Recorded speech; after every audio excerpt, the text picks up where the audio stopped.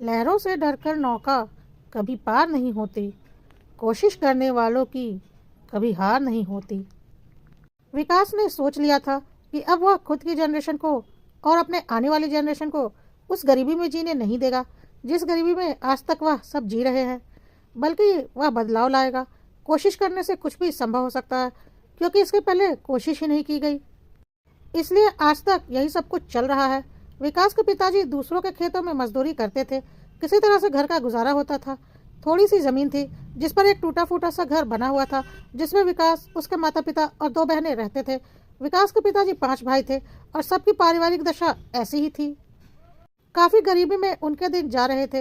विकास के दादाजी ने भी यही मजदूरी का काम करके अपने बच्चे पाले थे और नमक और चावल खाकर गुजारा किया था। वह भी पेट भर कर नहीं मिलता था। और वही स्थिति आज विकास और उसके बाकी चाचा लोगों के परिवार की भी थी। दिन भर कड़ी मजदूरी करके भी वह पेट भर खाना नहीं खा सकते थे। अच्छा खाना तो बहुत दूर की बात है, उनका सिर्फ एक खाना होता था, उबले हुए चावल और नमक। सरकारी स्कूल में विकास और उसकी बहनों की शिक्षा दीक्षा हुई थी और 12वीं तक की पढ़ाई विकास ने की थी, जिसमें कि कोई फीस नहीं लगती, बल्कि ड्रेस तक भी स्कूल से मिलता है। इसलिए विकास और उसकी बहनों की 12वीं तक की पढ़ाई हो गई थी। विकास की एक बहन की शादी भी हो गई थी, उन्हीं के जैसे घर परिवार में, जहां नमक और उबले चावल खाकर और मजदूरी करके गुजारा किया जाता था। लेकिन विकास ने अब सोच लिया था कि अब वह अपनी स्थिति में सुधार करेगा, क्योंकि अगर आज कदम नहीं बढ़ाया तो उसकी आगे आने वाली पीढ़ी भी ऐसे ही जीवन गुजारेगी। और जब तक खुद की मदद के लिए अपने हाथ आगे नहीं बढ़ाए जाएंगे, कोई और हमारी मदद नहीं करने वाला, भगवान भी नहीं, क्योंकि भगवान भी उसी की मदद करते हैं जो अपनी मदद खुद करता है। इसलिए अब तो कुछ सोचना ही पड़ेगा। लेकिन विकास के माँ बाप का मानना था कि विकास को मजदूरी का काम शुरू कर देना चाहिए, नहीं तो गुजारा मुश्किल हो जाएगा। लेकिन विकास ने बोला, मैं कुछ नया करूंगा। अब हम वैसी जिंदगी नहीं जिएंगे जैसे हमारे बाप दादा जीते आए हैं, और हमारे बच्चे नमक चावल खाकर अपनी जिंदगी नहीं गुजारेंगे। अब हम अपनी जिंदगी भी सुधारेंगे और साथ ही अपने आने वाली पीढ़ी को भी एक अच्छा जीवन देंगे। हमें खुद के लिए सोचना पड़ेगा, नहीं तो हम भी अपना जीवन वैसे ही खराब कर लेंगे जैसे हमारे बाप दादा ने की है, और पूरी जिंदगी मजदूरी करके और आधा पेट खाना खाकर गुजार देंगे। विकास की यह सारी बातें सुनकर विकास के पिताजी और माँ उसे बहुत डांटते और बोलते, यह सब फिल्मी बातें करने से पेट नहीं भरने वाला, कुछ काम धंधा करो। और विकास बोलता, पेट भरने के लिए अब तक चावल और नमक के अलावा कुछ और खाया है हमने? हम तो दूसरी चीज़ों का स्वाद भी नहीं जानते। कितनी मिठाइयाँ दुकान में दिखती हैं, कितने फल दिखते हैं, लेकिन आज तक हमने उन्हें खाया नहीं है। हम तो आज तक उनका स्वाद भी नहीं जानते, और हम नहीं चाहते कि हमारे आने वाली पीढ़ी भी ऐसी ही जिंदगी जिए। आपने अपनी बड़ी बेटी की शादी कर दी, कौन सा आराम मिल रहा है उसे वहाँ? जो हालात यहाँ थे वही वहाँ है। मैं यह सब कुछ बदलना चाहता हूँ, लेकिन उसके लिए मौका तो दो, समय तो दो। लेकिन उसके माँ पिताजी को लगता था इन सब से कुछ भी नहीं होने वाला, बल्कि अगर समय रहते काम धंधा नहीं करेंगे तो हालात और भी बदतर होते जाएंगे। लेकिन विकास ने जिद पकड़ ली थी कि हम कुछ अच्छा करेंगे। विकास हमेशा बोलता था कि हम 12वीं पास कर चुके हैं, तो क्यों अपनी पढ़ाई लिखाई को व्यर्थ करना, कुछ अच्छा करते हैं। और विकास की छोटी बहन रंजू भी उसके साथ मिलकर कुछ नया करने को तैयार थी। सरकारी स्कूल में उन्होंने पढ़ाई की थी, इसलिए बहुत ज़्यादा कुछ कार्य क्षेत्रों के बारे में जानकारी नहीं थी, क्योंकि आज भी सरकारी स्कूल का क्या हाल है हम सब अच्छे से जानते हैं। हाँ, लेकिन वह दोनों भाई बहन पढ़ने में अच्छे थे, इसलिए कोई भी बात वह बहुत आसानी से समझ लेते थे। इसलिए उन्होंने हमेशा अच्छे अंकों में अपनी सारी कक्षाएं उत्तीर्ण की थी। उनके अंदर एक जुनून, एक जज्बा था कुछ कर दिखाने का, और उन्होंने ठान लिया था कि हम कुछ कर दिखाएंगे। विकास की बड़ी बहन सविता की तो शादी हो चुकी थी एक दिहाड़ी मजदूर के साथ, इसलिए वह अपने ससुराल में ऐसा ही जीवन काट रही थी। और छोटी बहन रंजू की भी 12वीं अब पूरी हो चुकी थी। और विकास के माता पिता अब रंजू की भी शादी करने की सोच रहे थे, लेकिन विकास और रंजू कुछ और ही सोच रहे थे। विकास और रंजू अपने माता पिता के पास गए और बोले, हमें 2 साल का वक्त दीजिए। जैसे इतने दिन आपने हमें संभाला है, हमारे खर्चे उठाए हैं, 2 साल का वक्त और दे दीजिए, हम आपको कुछ कर दिखाएंगे। उसके बाद अगर हम कुछ नहीं कर पाते हैं तो भले ही आप रंजू की शादी कर दीजिएगा और मैं मजदूरी का काम करने लगूंगा, लेकिन जैसे इतने दिन सही वैसे ही 2 साल और सही। आप हमारे ऊपर भरोसा रखिए, हम कुछ अच्छा करके दिखाएंगे और अपनी ज़िंदगी संवार लेंगे। साथ ही साथ सविता दीदी और जीजाजी की ज़िंदगी भी संवार देंगे, क्योंकि अब उनकी शादी हो चुकी है तो वह तो अपने ससुराल में है, लेकिन जब हम आगे बढ़ेंगे तो उन्हें भी अपने साथ शामिल कर लेंगे। और आप देखिएगा हम अपना जीवन कैसे सुधारेंगे, और आगे आने वाली पीढ़ी यह ज़िंदगी नहीं जिएगी जैसे हमने जी है, बल्कि बहुत अच्छी ज़िंदगी जिएगी। बस हमें 2 साल का वक्त दे दीजिए।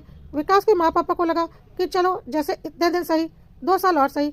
जब इतने आत्मविश्वास के साथ विकास और रंजू ऐसी बातें कर रहे हैं और उन्होंने 12वीं तक की पढ़ाई भी कर रखी है, तो हो सकता है वह कुछ अच्छा कर ले। वैसे भी पढ़ाई लिखाई तो हमेशा काम ही आती है। हम तो अनपढ़ थे पर हमारे बच्चे पढ़े लिखे हैं। तो विकास के माता पिता इस शर्त पर कि इस बात को मानने के लिए तैयार हो गए कि अगर 2 साल के भीतर उन्होंने कुछ कर नहीं दिखाया तो फिर वह काम धंधे में लग जाएंगे और अंजू की शादी कर दी जाएगी जैसे सविता की गई थी, और विकास मजदूरी का काम करेगा ताकि घर परिवार चला सके। विकास और अंजू खुश हो गए कि चलो कम से कम पूरे 2 साल का वक्त तो मिल गया, और यह 2 साल वह पूरी जी जान लगाकर मेहनत करेंगे और कुछ ना कुछ अच्छा करके दिखाएंगे और धीरे धीरे सब कुछ ठीक होने लगेगा। फिर वह सविता दीदी और जीजाजी को भी अपने साथ शामिल करके उनकी जिंदगी भी सुधार देंगे। अब विकास और अंजू ने सोचा कि क्या करना चाहिए। विकास और अंजू ने अपनी कक्षा में पढ़ा था कि आजकल इंटरनेट का जमाना है और इंटरनेट के माध्यम से कई तरीकों से काफ़ी पैसे कमाए जा सकते हैं, वह भी घर से काम करके। लेकिन यहाँ पर दिक्कत यह थी कि विकास और अंजू के पास ना कोई मोबाइल था और ना इंटरनेट की सुविधा थी। तो वह क्या करते? अगर उनके पास एक मोबाइल होता तो वह उसे देखकर जानकारी लेते कि किस प्रकार से काम शुरू कर सकते हैं, पर ना तो उनके पास मोबाइल था और ना ही कोई और सुविधा जिससे कि उन्हें कोई जानकारी मिल सके। विकास और अंजू ने काफ़ी सोचा और उन्हें अपने स्कूल के कंप्यूटर टीचर, जो कि उन्हें बहुत मानते थे, उनकी याद आई, क्योंकि उन्होंने विकास और अंजू की पढ़ाई के वक्त में बहुत मदद की थी। इसलिए एक बार फिर वह उनसे मदद लेने के लिए उनके पास पहुंचे। क्या पता उनकी मदद से हमें कुछ देर के लिए स्कूल के कंप्यूटर देखने को मिल जाया करे। और विकास और अंजू ने अपने कंप्यूटर टीचर से बात की और अपनी समस्या बताई और बोला, हम 1 घंटे के लिए कंप्यूटर अगर देखने को मिल जाए तो हम भी अपने लिए कुछ सोच सकते हैं। हम ऐसा जीवन नहीं जीना चाहते जैसा हमारे माँ बाप जी रहे हैं, लेकिन हमारे पास ना मोबाइल है ना इंटरनेट है, तो शुरुआत के लिए कुछ तो चाहिए। आप हमारी थोड़ी मदद कर देते तो बहुत सहारा हो जाता। कंप्यूटर टीचर ने बोला कि मैं स्कूल का कंप्यूटर तुम लोगों को इस्तेमाल करने के लिए नहीं दे सकता, यह तो नियम के खिलाफ होगा। लेकिन मुझे पता है तुम दोनों काबिल हो और ज़िंदगी में कुछ करना चाहते हो, लेकिन पैसों की तंगी की वजह से कर नहीं पा रहे हो, और शायद तुम्हें अगर थोड़ी मदद मिल जाए तो तुम लोग अपना जीवन सुधार लोगे। इसलिए मैं इतना कर सकता हूँ कि मैं तुम लोगों को एक मोबाइल दिलवा सकता हूँ अपने पैसों से, और उसमें 1 साल का रिचार्ज भी करवा दूंगा। इतनी मदद मैं तुम लोगों की कर दूंगा। उसके बाद तुम लोगों के ऊपर है कि तुम लोग अपने लिए क्या करोगे। अगर मेहनत करोगे तो जरूर जीवन में सफलता प्राप्त करोगे। तो विकास और रंजू ने बोला, धन्यवाद सर, हम आपका यह एहसान जिंदगी भर नहीं भूलेंगे और हम जरूर आपको कुछ करके दिखाएंगे। स्कूल के कंप्यूटर टीचर ने रंजू और विकास को अपने पास से एक मोबाइल दिलवा दिया, 1 साल का रिचार्ज करवा के, जो कि विकास और रंजू के लिए एक बहुत बड़ा सहारा था और एक बहुत ही बड़ी चुनौती थी कुछ कर दिखाने की, क्योंकि उन्हें पता था कि यह उनका पहला और आखिरी मौका है, और अगर उन्होंने इस मौके को गंवाया तो उन्हें ज़िंदगी में कभी दूसरा कोई मौका नहीं मिलने वाला, और उनकी ज़िंदगी मजदूरी करते हुए ही बीतेगी, जो कि वह बिल्कुल नहीं चाहते थे। इसलिए मोबाइल लेकर रंजू और विकास घर आ गए और रात दिन एक कर दिया। कभी रंजू और कभी विकास यूट्यूब पर तरह तरह के वीडियो देखा करते थे ऑनलाइन पैसे कमाने के तरीकों पर, और उन्होंने सोच लिया था कि पहले अच्छे से रिसर्च करेंगे कि क्या करना है, और जो भी करेंगे उसके बारे में अच्छे से जानकारी लेंगे। उसके बाद अपना काम शुरू करेंगे ताकि कोई गलती ना हो। और काफ़ी वीडियो देखने के बाद विकास और रंजू ने ब्लॉगिंग करने की सोची, क्योंकि उन लोगों ने काफ़ी सारे वीडियो में देखा था कि ब्लॉग पोस्ट लिखने से गूगल अच्छे खासे पैसे देता था, बस आपके अंदर अच्छी लेखन की क्षमता होनी चाहिए। उन्होंने फ्री ब्लॉगर से अपनी वेबसाइट शुरू की, क्योंकि डोमेन खरीदने के लिए उनके पास पैसे नहीं थे, और blogger.com से आप फ्री में डोमेन ले सकते हैं। तो रंजू और विकास ने blogger.com पर अपना डोमेन रजिस्टर करवाया और अपनी वेबसाइट शुरू कर दी। अब उनके आगे समस्या यह थी कि क्या लिखा जाए।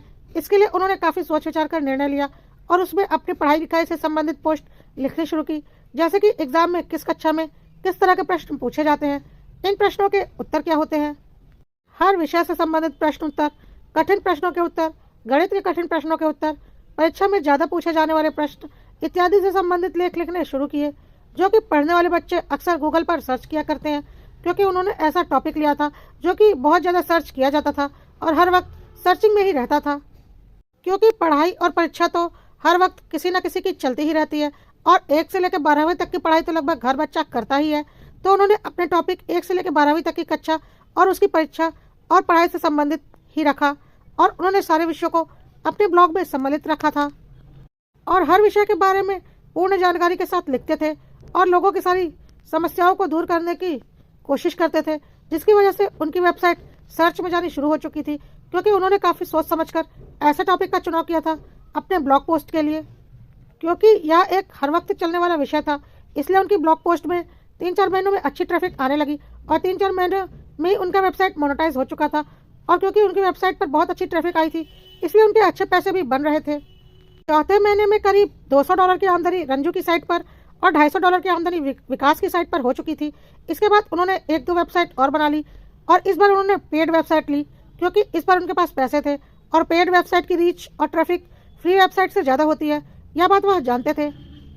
लेकिन पहली बार उन्हें फ्री वेबसाइट से ही अपना काम शुरू करना पड़ा था, लेकिन अब पैसे हाथ में थे तो उन्होंने पेड वेबसाइट का इस्तेमाल किया और उसे भी धीरे धीरे उन्होंने ग्रो किया, क्योंकि काम करते करते उन्हें ब्लॉगिंग की अच्छी जानकारी हो गई थी और उन्होंने आर्टिकल भी अच्छा लिखा था। धीरे धीरे उनके आर्टिकल पर ट्रैफिक बढ़ने लगी और बाकी दोनों वेबसाइट भी मोनेटाइज हो गए और 1 साल के भीतर उनके कई ब्लॉग्स गूगल पर रन कर रहे थे और सब अच्छी रीच और ट्रैफिक में थे, जिसकी वजह से उनकी अच्छी इनकम हो रही थी।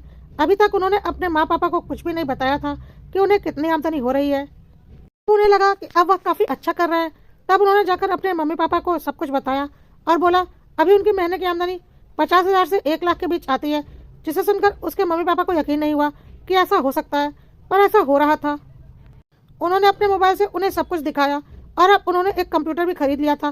कंप्यूटर खरीदने में अच्छे खासे पैसे लगे थे और विकास के मम्मी पापा को यकीन नहीं हो रहा था कि 1 साल में उनके बेटे विकास और बेटी रंजू ने यह सब कुछ कर दिखाया।